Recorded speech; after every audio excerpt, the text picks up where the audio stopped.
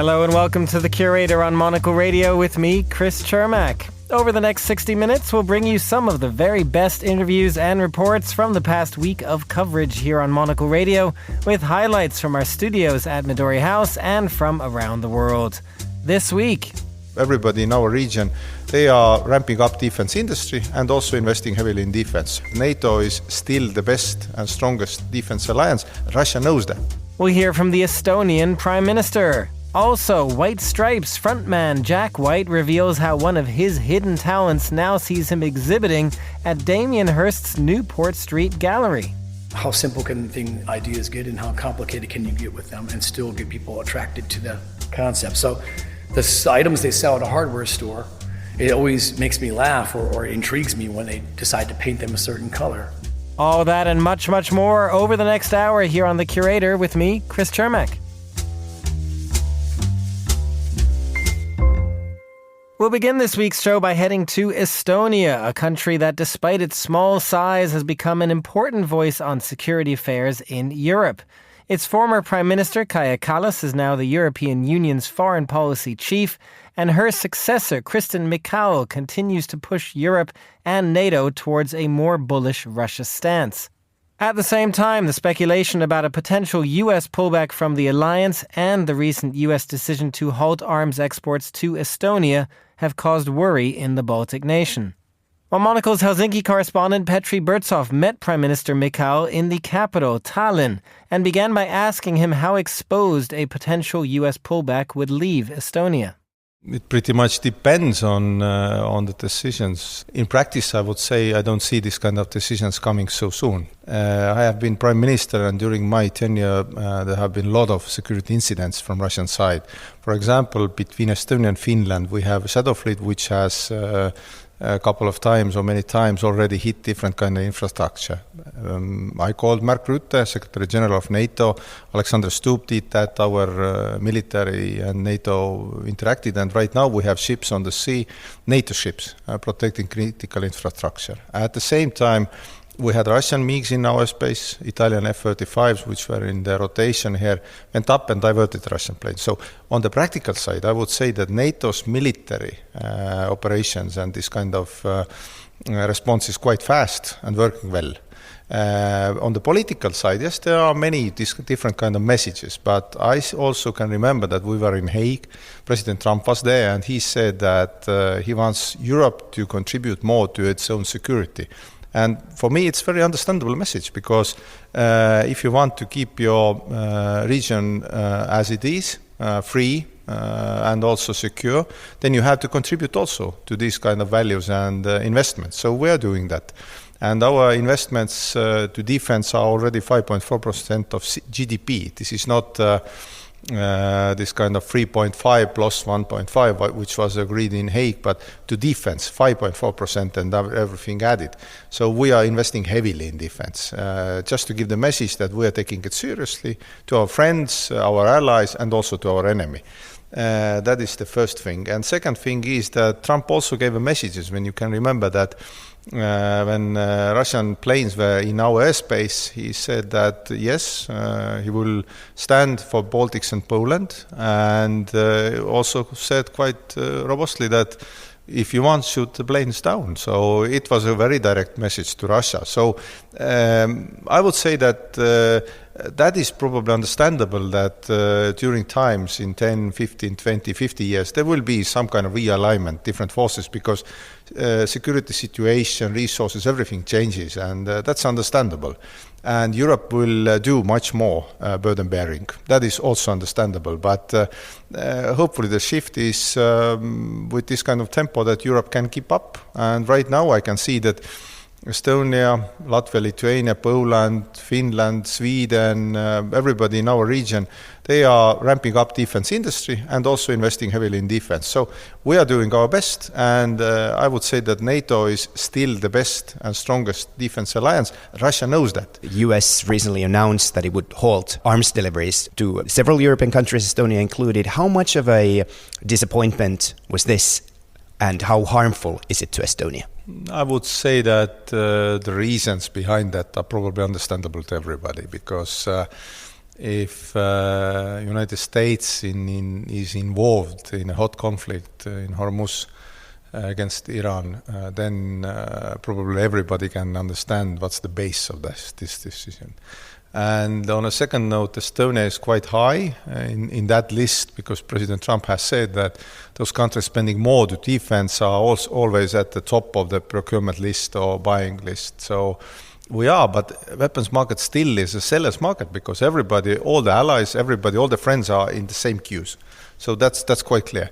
And it's also understandable that, for example, when Ukraine needs something, they are also at the top of the list before everybody else. Second one is that harmful to Estonia, I would say probably no, that because we are procuring weaponry from different sides. So it's up to defense planners to say that will we wait for certain weapon systems or shall we procure something new from somewhere else?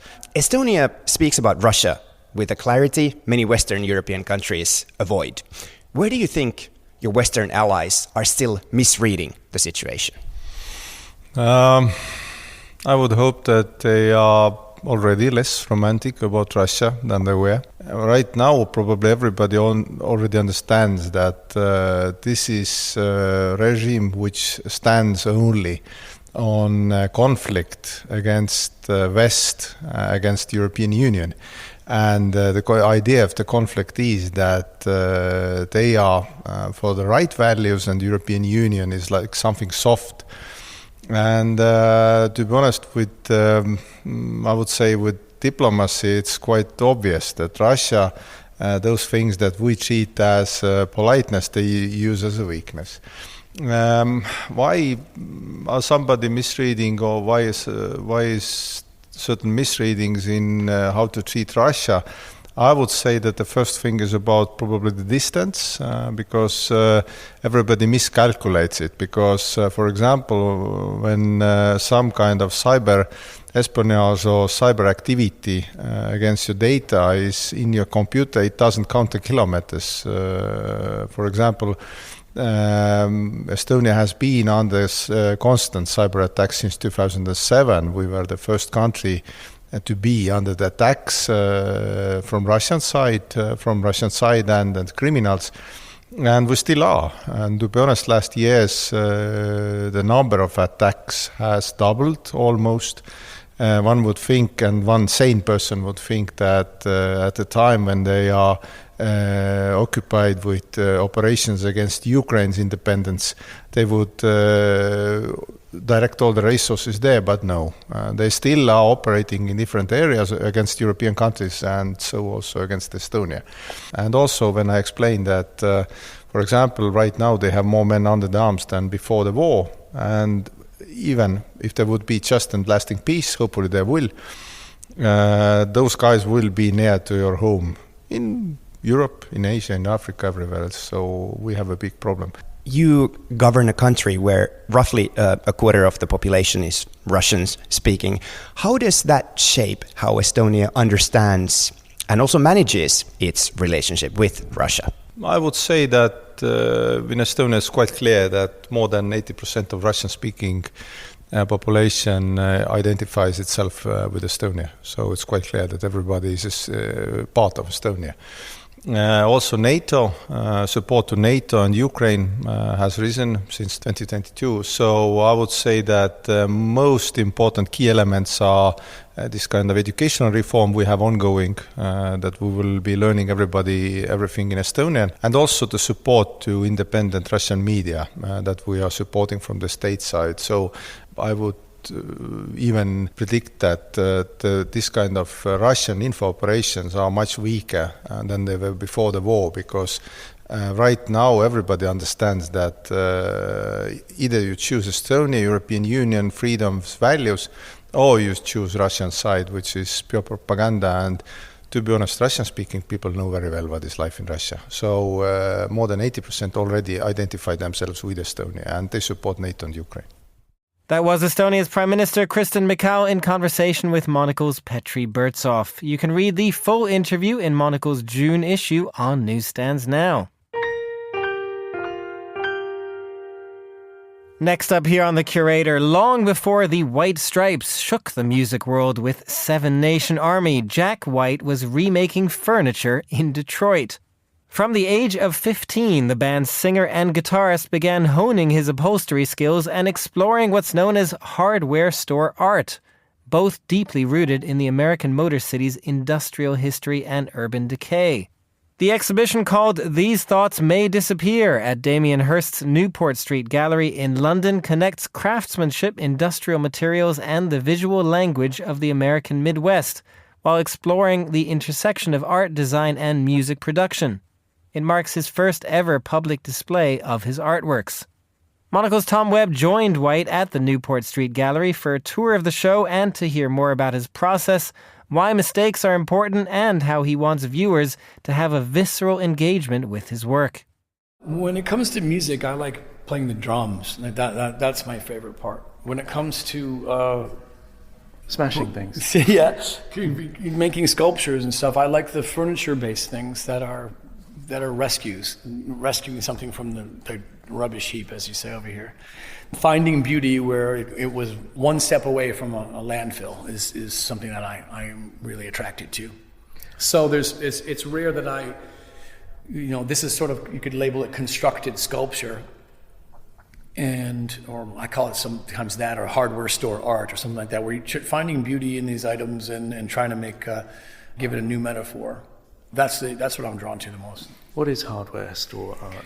So it's sort of like I keep imagining myself like if I used to be sent as a runner. I used to work for contractors and carpenters and upholsterers, and they would send me to go to the hardware store and get different things. But, I would start fantasizing when I did, like, what if I bought this hammer, but then I painted this hammer blue before I brought it back? And would they notice? And, the colors that they put on products to make you want to buy them when they're perfunctory tools, if they're a crosscut saw or a drill gun or whatever, they put these alluring colors on things. And what do those colors mean? And every company has to pick their own color. If you notice, there are all these different companies, and DeWalt is yellow, Milwaukee's red, Ryobi is green, or whatever the hell it is. They have an identity to them to make people trust them. I'm always trying to figure out what colors mean to different people. I definitely am always pushing really powerful colors to allure people.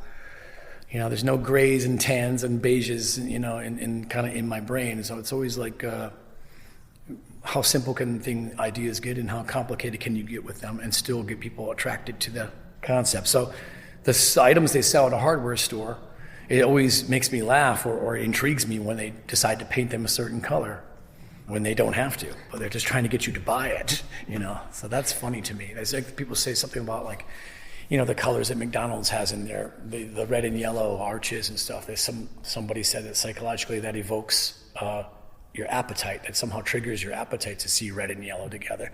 I don't know if that's true, but it's definitely wild to see the different reactions from different colors. Well, talking about different reactions, you're going to be open here till September in London. Yeah. People are going to respond differently to different pieces, as you've already said. Yeah. What is like the A grade? What is like the best response you could possibly get from someone? Oh man, just that they got something out of it. Anything, somebody thought if they thought it was brought a tear to their eye, or they made them angry, or they thought it was bullshit or ridiculous, or made them laugh. I mean, anything. I mean, if I listen to Captain Beefheart, sometimes I'm brought to tears by how beautiful it is, and other times I'm laughing at how ridiculous and absurd what he does is. And he's getting lots of different reactions. If you get even one reaction, like if you're a heavy metal band and you just get rage from a crowd, okay, then all right, you got something, you shared something together. But there's so many emotions that you could try to share. You just get in a mode of trying to, well, what about joy? What about trying to play with that a little bit? What about pride? Yeah. Let's experiment with pride today with this piece. You just sit around working with materials and seeing what kind of it pushes you to do. Final question then, the title of your exhibition, Yeah. What does it mean? Well, it was something that I wrote. Ro Peterhans, who's from Detroit, and he's been producing the show with me, and he suggested that as the title for the show. And I thought that was a great idea. These thoughts may disappear. I had written that in chalk on a piece of fabric that I was covering a cushion in. And The idea being that every time someone sits on that cushion, the chalk is going to be wiped away a little bit. And maybe by the time it's reupholstered 20, 30 years from now, that whole message would have disappeared. Or maybe there would just be a little hint of it left, you know. So that's the poster for the show, you know, written in chalk. And it's a concept of everything you say to somebody, they might remember it and they might not. Maybe people might get something out of this show when they come to it, but maybe a week later they're not thinking about it or talking about it anymore. Why do we still talk about Elvis, you know? He's still getting people to talk about him. He's been dead for like 50 years or something, you know? We're still talking about Van Gogh. And that's a testament to the thoughts they had did not disappear. They're still being processed by people. I guess that's the danger when you create and you go on and stage and share with somebody, or you put something in a book, or you paint something. You're trying to share with other human beings, and you might not succeed at it. You might fall flat on your face, you know? You might disappear. And we all die, and they say it only takes 2 generations for someone to forget who you are. That can be a scary thought, or it could be a thrilling challenge in your life to make the best of yourself. That was the musician Jack White in conversation with Monocle's Tom Webb for the latest edition of The Big Interview. While staying on a musical note for our next highlight, Rostam Batmanglish, known simply as Rostam, is an American musician, record producer, and founding member of the indie pop band Vampire Weekend. He popped into Midori House to chat with Andrew Muller about his recently released third solo album, American Stories, and how it was informed by his life experiences and Iranian heritage. Andrew began by asking Rostam why the album artwork features the American distress signal, as symbolized by the upside-down stars and stripes. Doing some research on how that symbol has been used, it's not something that's unique to one section of America's politics. It's people on the right, people on the left, the Native American land back movement. Those are 3 examples of distinct groups that have all used that symbol in some way. And I think for me, what felt significant about using the American flag was that it was sort of a reminder to myself that I do feel investment in the American project. Mm-hmm. And I think the reason I didn't want it to just not be unique in any way was because I wanted to also express that I don't think America has ever really delivered on its promises. You know, it was the eternal work in progress. Yes, exactly. The eternal work in progress, and, you know, the land of the free, but free for who? You know, historically, you needed to be male, you needed to be white, you needed to be straight. Those were necessities to it being the land of the free. There's mixed feelings from me about America, but I also do believe that we should all be invested as Americans in the American project, because if we're not, then other people will take up all the investment in that project, and then I think it won't be a good result. And was this the thinking behind entitling it American Stories, that you felt like this was a time for immigrants, the children of immigrants, to stake a claim on it and say it's ours as well? I had a version of a title for many years that had the word American in it, and American Stories as a title came together towards the end of the process of making the record. But I had been thinking about that as a potential title or something like it, which I don't want to reveal exactly what it was, but I was thinking about a title that had the word American in it. And the reason was because my parents were born in Iran, my brother was born in France. I'm the only one of the 4 of us who was born in America. And that's something that I've thought about my whole life. I've thought about my own relationship to America my whole life. I mean, through no fault of your own, obviously it's quite a time for an Iranian-American artist to be releasing an album at all, never mind one that has the flag on the front and is called American Stories. It is, and because the situation is changing from day to day and week to week, it's something that's hard for me to comment on because anything I say, an hour later, we could be in a different state. We're trying to make current affairs news programs here. We know the feeling at this point.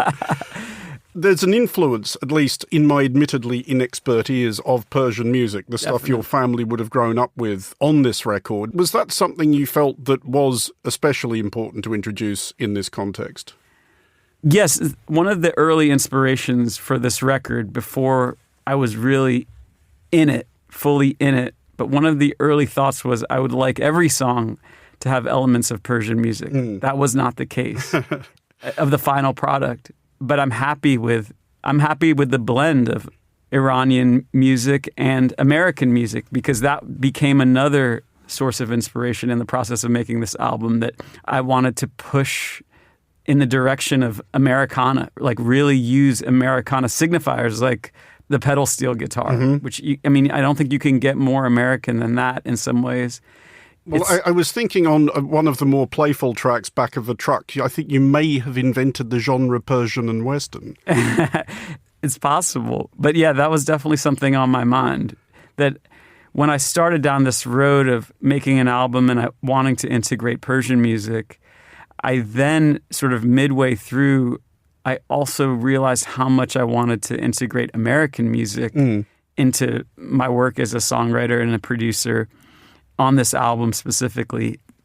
And I think it was the combination. Back of a Truck, you really experience that sort of like interplay between a pedal steel taking lines and then these Persian violin lines playing microtonal passages, and you really hear them, going back to back. In my mind, I sort of imagine that as something kind of like a cartoonish kind of like hoedown, like where musicians, take turns expressing different viewpoints. Well, you are going to play one song from the new album for us today. Introduce it if you would. So this song is called The Road to Death. It was inspired by a conversation with an ex-boyfriend of mine. We were together at the time, and it was after COVID, and I had said, I feel like my immune system is not what it used to be. And he sort of laughed, and he said, well, yeah, of course. I mean, it's going to be getting worse and worse, and that's why you die. And I never thought about death so starkly as the result of a slowly collapsing immune system. So that put me down this road of writing this song. The Road to Death is one we're all on. That's the first line of the song.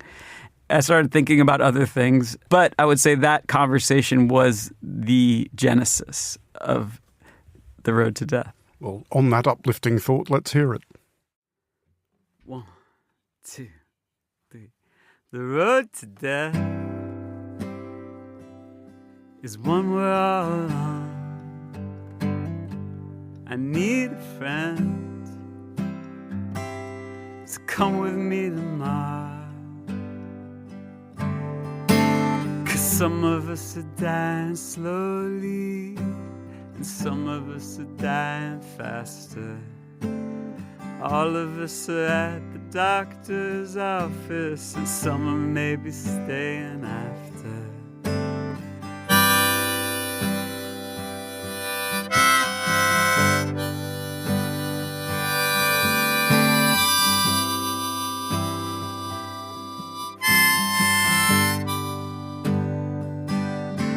The road to death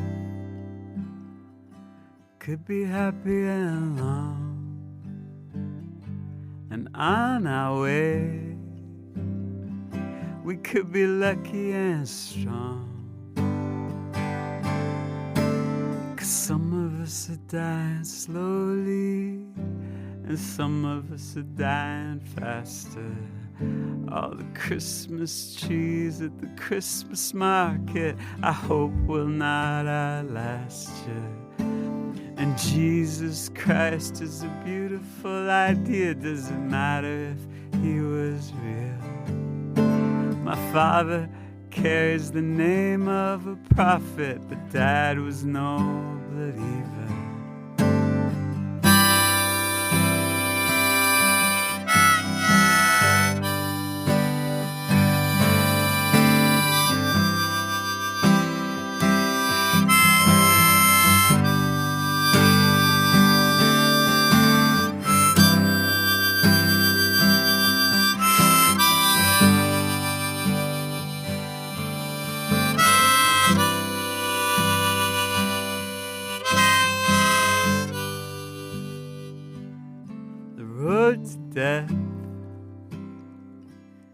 is one we're all on.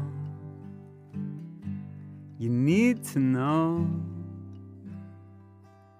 that you're not alone.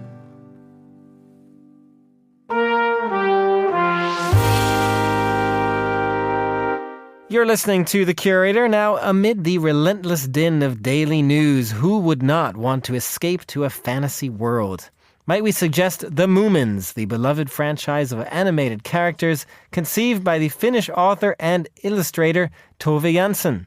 Still going strong after their 80th birthday last year, the Moomins are on the road with a new exhibition at the National Nordic Museum in Seattle, Washington, marking the first time that these exhibitions from Tampere in Finland have ever traveled across the Atlantic. Our correspondent there, Gregory Scruggs, ducked into a museum-sized Moomin house and filed this report. And so this is the first time that these exhibitions have traveled outside of Finland. So we have Moomin Sea Adventures and also Tove in the Sea, which is a look at the author's life, Tove Jansson. And wow, we've walked into a gallery with a kind of a deep ocean blue wall. We've got some sky kind of undulations hanging from the ceiling and a red and white lighthouse with a working light spinning around and a couple of red rowboats on the ground as well, and some Moomin characters in kind of a more three-dimensional form. Tell me a little bit about how it is the National Nordic Museum came to display these works. As I understand it, the Moomin Museum in Tampere is quite protective of its original artwork. Yeah, so it's interesting. When Tove Jansson was getting older, she donated all of her original art to the city, actually, of Tampere, and created then the Moomin Museum with that art. But part of the restriction on that is it not leaving the country. They really want to encourage people to travel there. So the Moomin Museum created these exhibitions with extremely high-quality reproductions based on the original art in their collection, making it available more broadly. Just looking at the work on display here, I mean, there is some of the really detailed pen work of the illustrations as well as reprints of text. We've got some color sketches as well of, noting a Moomin in a rowboat heading to a lighthouse that looks suspiciously like the one here in the center of the gallery. What does this exhibition seek to convey about not just the artistry of the Moomins, this sort of combination of illustration and storytelling? Well, it's interesting. Tove Jansson always saw herself actually as a fine artist and as an author, not so much as a children's book writer. And actually, the Moomin stories are suitable for children, but actually they're quite in-depth, and the stories in them are just equally suited to adults as well. What's interesting is last year was the 80th anniversary of the first Moomin book, but yet the characters have as much power, I think, today as they ever have before. There's even a new feature-length animation film being created this year based on the Moomins. So it's really been a phenomenon that's had a long lifespan. The Moomins. I'm Moomin Papa, and this is Moomin Mama. And I'm Moomin. Meet a family like no other. This lot are a right bunch of nutters. Action! On an adventure of a lifetime. Why don't we go sailing in the moonlight? Talk us through some of these illustrations and how they are really emblematic of the kind of philosophy and way of life that the Moomins convey through Tove Jansson's work. Well, one thing you'll notice is almost all the illustrations take place out of doors. And in Nordic culture, nature is such an important thing. The idea of being outside in all weather, enjoying the natural world. And so I think in the Moomin stories, you'll see a lot of the action happens outside. The other thing you'll see, too, is this contrast between sort of dramatic events and challenges. So all the Moomin books actually have quite dramatic things happening, whether it be volcanoes exploding, comets coming, floods taking things out. But at the same time, there's also these moments of just joy in the natural world as well. And so we're standing in front of an illustration of Moomin Troll just kind of floating on the sea with this kind of look of pleasure and in the sunshine and just kind of in a really state of bliss there. The illustrations here that you have on display, many of them indeed on the sea, rowing, heading to islands, and of course the props here in the room, these kinds of child-sized rowboats and lighthouse, they speak to a very real-world experience here in the second part of the exhibition that is a series of photographs of Tove Jansson's life, which I understand are on display for the first time. Yeah, so this is a new exhibition also created by the Moomin Museum that really looks at the life that Tove and her partner Tuliki shared on this small island in the Finnish archipelago. Tell me a little bit about that life, what made it distinctive and what you're hoping to convey by showing these, quite personal photographic images for the first time? So the two of them met in 1955 and had a 50-year-long relationship at a time when same-sex relationships were not as publicly acknowledged. And so for them to kind of live openly during that time and then spend every summer together on this island where everyone knew, they were a couple, they were a partner, they were there. So every summer they would pack things up, head out to the island. They did this for about 30 years. And one of the key elements of this exhibition is the film that was actually shot mostly by Tuliki with a little Super 8 camera that they picked up, I think, in Japan on their travels, and stitched together kind of a long film that really gets an idea of the intimacy of that life on the island and the changing weather and the seasons and the food and everything that they did just living there on a day-to-day basis. So it might be easy to write off illustrations and cartoons as kind of frivolous, and especially in, particularly fraught geopolitical times, maybe not a serious topic. Why dedicate time and space here in the museum to the subject of the Moomins at this particular moment? So the Moomins were actually inspired by Tova's experience in World War II. And so they were a direct result of that, of how do we present a world in which challenging things happen, but rather than people fighting each other and in conflict, they actually work together and honor their differences in how they're reacting to the challenge and really kind of work collaboratively to address that. So I think she was very intentional in presenting that very different world than what she'd experienced in the war. I think just like today, the divisions that we see in society need a different response to them. So to me, this is the kind of opposite of everything we're seeing in the news, and it's the kind of world most of us would actually prefer to live in. And is there one lesson that a visitor to this exhibition can take away, a kind of a chestnut of Moomin wisdom? I think the biggest thing you see in the Moomin stories is the idea of tolerance and openness, which are core Nordic values. The idea, that in the books, when a new person comes into kind of the new Moomin family, Moomin Mama just adds a leaf to the dining room table and a bed. Right? And it's no more dramatic than that, and they're accepted as exactly who they are. And so the idea of accepting people into our communities, honoring them for who they are, I think is really important today. That was Lath Carlson, Executive Director and CEO of the National Nordic Museum, in conversation with Monocle's Seattle correspondent Gregory Scruggs.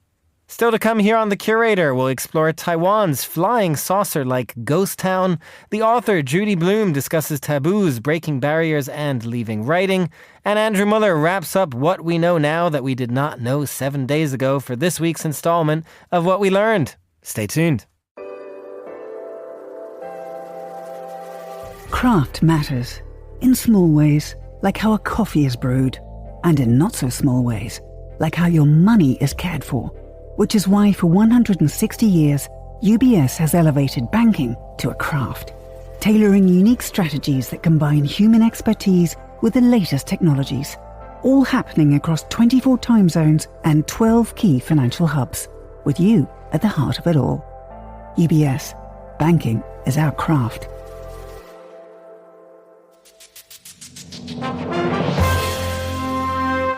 You're with The Curator, our weekly highlights show here on Monocle Radio. I'm Chris Chermak. Now, why are there so many flying saucer sightings on the northern coast of Taiwan? Well, the answer is not extraterrestrial, but architectural, as this area boasts the largest collection of futuros, the UFO-shaped abodes from the Finnish architect Matti Sironen. But how did these futuristic structures get here, and why have so many of them fallen into disrepair? Well, in this week's episode of Tall Stories, Stefan Dubovsky takes us to a UFO ghost town in Taiwan's Wanli district. Wanli, Taiwan. Surf, sand, UFOs? Well, sort of. Here on Taiwan's northeast coast, just a few hundred meters away from the beach, you'll find the remnants of a futuristic neighborhood. This forward-looking enclave includes a handful of brightly colored, flying saucer-shaped abodes. People generally call them the UFO houses. The structures recall a time when Taiwan was on the rise with respect to its financial prospects and its place in the world. But now, the UFO houses exemplify disappointment. They are in very bad shape.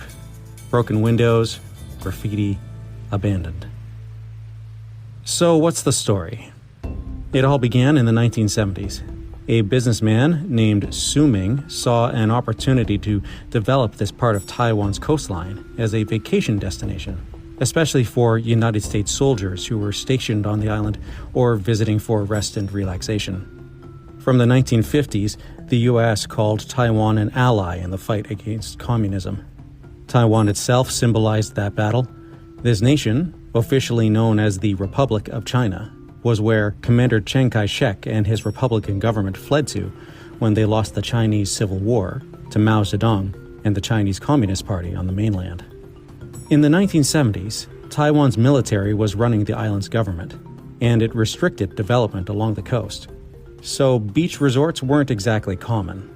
That coastline restriction didn't stop Su Ming. He had friends in high places, so he was able to convince the authorities that a beachfront resort would entice U.S. soldiers to spend. The government granted Su Ming permission to go ahead. Clearly, Su Ming didn't just want to build some typical cookie-cutter resort. Instead, he looked to Finnish architect Matti Saarinen for inspiration. In the 1960s, Saarinen had created two futuristic house designs, the Venturo, which is a small, squarish cottage with long glass walls, and the Futuro, which is the round, saucer-like cottage, the UFO.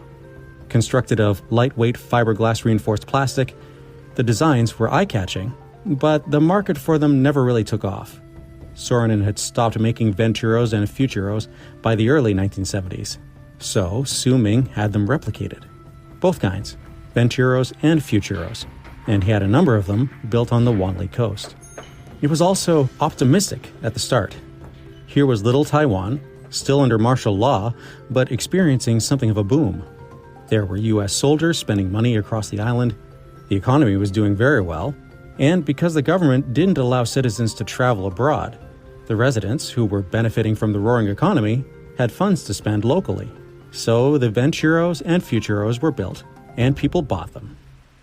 Then things fell apart. First, the international issue. The United States left. In 1979, the country officially recognized the People's Republic of China on the mainland as the government of China. That spelled an end to official relations with the Republic of China on Taiwan. Say 再见 to all those U.S. soldiers and their money. Then the roaring economy slowed. The investment funds required to keep the Wanli resort development rolling came to a halt. The Venturo and Futuro houses were in place, yet the drive to turn Wanli into a full-blown vacation destination had waned. Over time, many of the houses were abandoned. Quite a few were demolished, others crumbled, neglected. And now, instead of a thriving beach community, this desolate part of Wanli is more like a futuristic ghost town. Some 40 years ago, there were nearly 100 Venturos and Futuros in this neighborhood. As of spring 2026, there were just 23 Venturos and only 3 of the iconic UFO-shaped Futuros. The square Venturos are in better shape. Of the round Futuros, only one seems to be in anything like usable condition. The other 2 have graffiti, and their windows are broken or left open. Urban explorers have found the interiors weather-beaten and vandalized. Any prospect of conservation or preservation for this unique neighborhood seems slim. Taiwan's economy is doing just fine, but it's as if the country sees the UFO houses as a reminder of a time when optimism turned into disappointment. That just a handful of the houses remain, and that they're in bad shape, suggests this special neighborhood may not last much longer. So if you want to see the UFOs in person, do it soon. It might not be long before they're gone for good. Stefan Dubowski there with that report. You're with The Curator, our weekly highlights show here on Monocle Radio. For last week's edition of Meet the Writers, the show's host, Georgina Godwin, met the award-winning writer Judy Blume at the Santa Fe International Literary Festival. In this highlight, Blume shares some of her career moments and her thoughts on the future of literary works in the United States in the current political climate. The 70s, that's when Margaret was published, 1970. The 70s was a decade of really wonderful books for kids. There were so many of us who started writing in the 70s, and I used to bring home just great books for Larry and Randy. And it was a time away from fantasy. Now we're totally in fantasy. It was real life issues and just characters. And it was great to come of age with all those other writers, most of whom are gone. How did Larry and Randy react to your publishing success and indeed your banning, your branding as a wicked woman? Well, that came, the worst years were the 80s. Until now, of course. Now is a whole other thing, but we can get to that. They came after me in the 80s. And also, I used to go on shows with Madeleine L'Engle. They came after her for something called New Ageism. Well, Madeleine never heard of New Ageism, They were just labeling us with these crazy things. And that was painful. It was tough. I didn't know at the beginning, I felt alone. I did feel alone. And then, you find out that you're not alone and you become an activist, and that helps a lot. And that's what we have to do today. Because what's going on in this country today, is, we're just talking about one tiny thing with the book bans. Right. It's outrageous. It's the government. It used to be a parent coming in or a group of parents saying, I don't want this book in my children's library. But now it's the government sending out lists. And I live in the state of Florida, which is about as bad as it can get. I never dreamed that. We live in Key West, which is still a liberal enough town, and we have a bookstore, that. So, yeah, we have a banned books section. People come in and they just can't believe it. What? That book is banned? I say, that's nothing. If you go around this bookstore on the shelves, half of the books are probably on the list. How do you fight back? That's a question. I think you just have to keep speaking out. You have to keep believing. It's hard right now to believe this is ever going to change. It's really, really hard. I don't know in my lifetime if I will ever see the changes that I would love to see. I'm not sure. But it's very difficult. And so you have to speak out, support the organizations that are doing such great work. PEN America, they've even opened an office in Florida. There are a lot of National Coalition Against Censorship I've been with since the beginning, because that's the organization that taught me how to be an activist. They were there for me when this was happening in the 80s. The Authors Guild, I think everyone is working together, and there are some very small organizations. There's a group in Florida, 2 women started this, 2 mothers, and it's just, they're fabulous. It just shows that if you care enough and you're determined enough and you're willing to speak out, you can make such a difference. And for those of us who, aren't able to speak out or do something, join in with the others. Join these groups, and at least you'll feel that you've done what you can do and you're involved. The award-winning writer Judy Blume there in conversation with Monocle's Georgina Godwin on Meet the Writers. And finally, on today's episode of The Curator, as we look back on all the best bits from the past week on Monocle Radio, it seems only fitting for Andrew Muller to give us a wrap of the week. Here is Andrew with this week's What We Learned.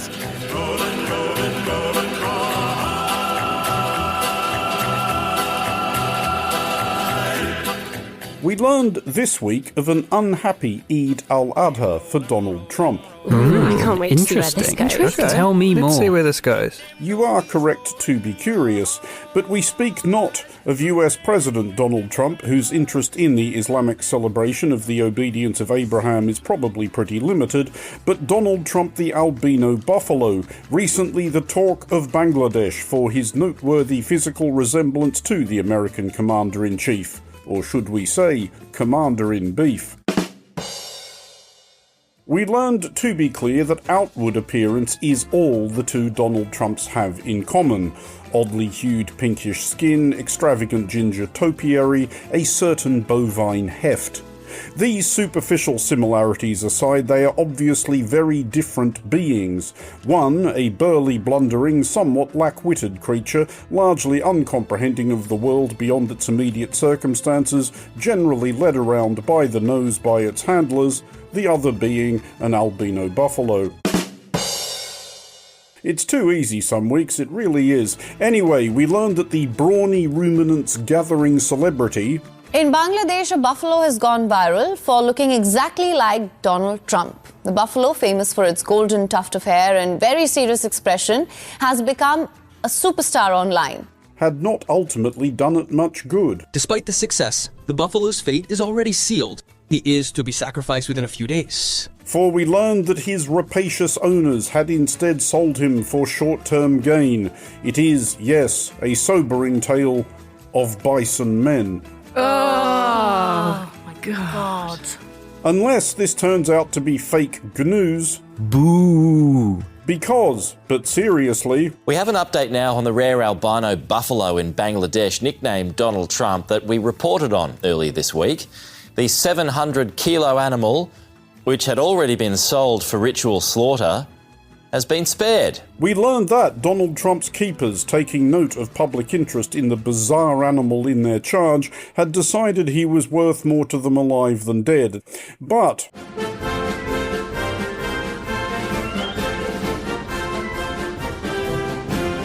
we learned that no such reprieve was at hand for the other Donald Trump. A spokesperson for Iran's foreign ministry said several issues have been dealt with, but that doesn't mean a signed agreement is imminent. We learned that Donald Trump, the president, not the bull, although ironically the one of the pair you'd be least likely to trust in a china shop, was still struggling somewhat with the execution of his brilliant plan to win the Nobel Peace Prize by starting a war just so he could stop it. As we learned, and not for the first time in human history, that the former is rather easier than the latter. Which, we learned, could be bad news for one as yet uninvaded country. Oman will behave just like everybody else, so we'll have to blow them up. Oman, Iran, tomato, tomato. We learned, however, of a possible reason for Trump's bafflement that it was so hard to get out of a war in Iran, which was that he personally found it pretty easy to get out of a war in Vietnam.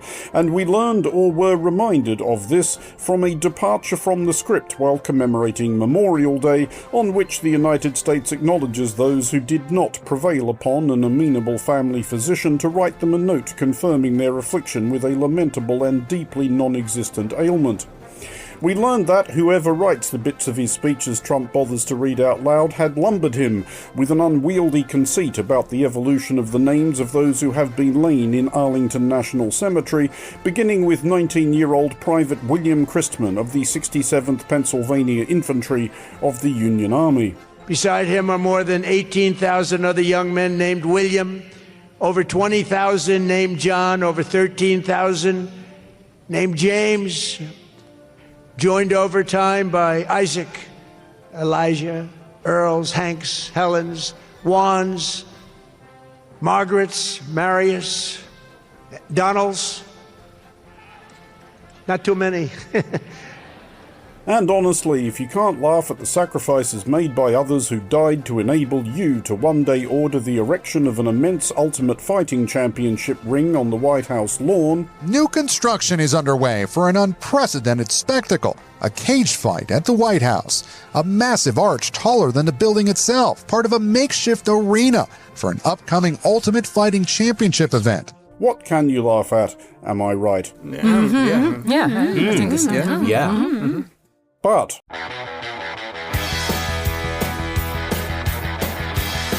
sticking with the subject of devil-may-care adventurers risking life and limb in pursuit of some goal larger than themselves, we learned not only was it once again cheese-rolling week, but that there had been a definitive showdown for the title of King of Cooper's Hill. But first, a brisk recap. Let's have some brisk recap music. Cheese rolling is a thing they do every year near the Gloucestershire hamlet of Brockworth, where a wheel of double Gloucester is rolled down a steep hill and hordes of idiots run after it despite the precisely zero chance of anyone catching it, and very frequently need to be scraped off the slope by ambulance crews. Yes, they're all Emmental. It sounds like this. We learned that this year there was to be the definitive contest between veteran 23-time champion and local hero Chris Anderson, who limped out of retirement to take on youthful German challenger Tom Kopke, winner of the last 2 cheese rolls, to be clear, the event, not the comestible. Obviously, yes, there is an amount of history in play here.